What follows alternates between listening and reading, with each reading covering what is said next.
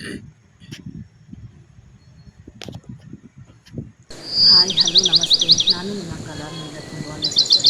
ಇವತ್ತಿಗೆ ತುಂಬ ಬೇಜಾರಾಯಿತು.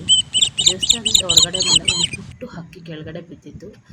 ಏನೋ ಪಾಪ ಏನೋ ಶಾಕ್ ಹೊಡೆದು ಬಿದ್ದೀನಿ ಅಂತ ಅದನ್ನ ಗಾಡಿ ಮೇಲೆ ಎತ್ತಿ ಅದನ್ನು ಹಾರ್ಟ್ ಬೀಟ್ ಎಲ್ಲ ಚೆಕ್ ಮಾಡಿದೆ.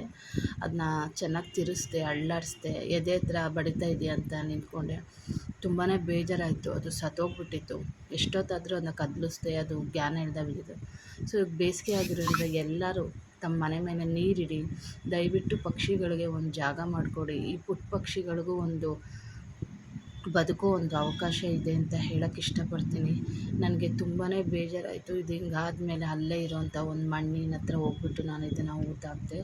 ತುಂಬಾ ಸಂಕಟ ಆಯಿತು. ಏನಕ್ಕಂದರೆ ಪಾಪ ಮೇಲ್ಗಡೆ ಯಾವ ವೈರು ಕೂಡ ಇರಲಿಲ್ಲ. ಯಾವುದೋ ಪಕ್ಷಿ ಅಟ್ಯಾಕ್ ಮಾಡಿರ್ಬೋದು ಅಥವಾ ಏನೋ ಏನಾಗಿದೆ ಅಂತ ಗೊತ್ತಾಗಿಲ್ಲ ನನಗೂ. ನಾನು ತುಂಬ ಹೊತ್ತು ಅದನ್ನು ಎಬ್ಬಿಸೋಕ್ಕೆ ಟ್ರೈ ಮಾಡಿದೆ. ಸೊ ತುಂಬಾ ಬೇಜಾರಾಯಿತು. ಎಷ್ಟು ಚೆನ್ನಾಗಿತ್ತು ಅಂದರೆ ಆ ಹಕ್ಕಿ ತುಂಬಾ ನೋಡಿ ನನ್ನ ಅಂಗೈಯಲ್ಲಿ ಒಳಗಡೆ ಇತ್ತು. ಅಷ್ಟು ಪುಟಾಣಿ ಹಕ್ಕಿ. ತುಂಬಾ ಬೇಜಾರಾಯಿತು. ಸೊ ಅಲ್ಲೇ ಇದ್ದಿದ್ದ ಮಣ್ಣು ಹತ್ರ ಹೋಗ್ಬಿಟ್ಟು ನಾನು ಊತಾಕಿ ನಾನು ಹೊರಟುಬಿಟ್ಟೆ.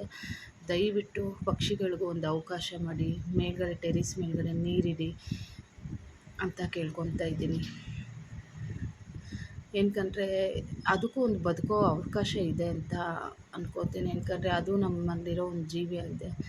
ಸೊ ಪ್ಲೀಸ್ ಎಲ್ಲರೂ ನೀರಿಡಿ ಹಕ್ಕಿಗಳಿಗೆ ಅಂತ ಹೇಳ್ತಾ ಈ ವಿಡಿಯೋ ಸ್ಟಾಪ್ ಮಾಡ್ತೀನಿ. ಬಾಯ್.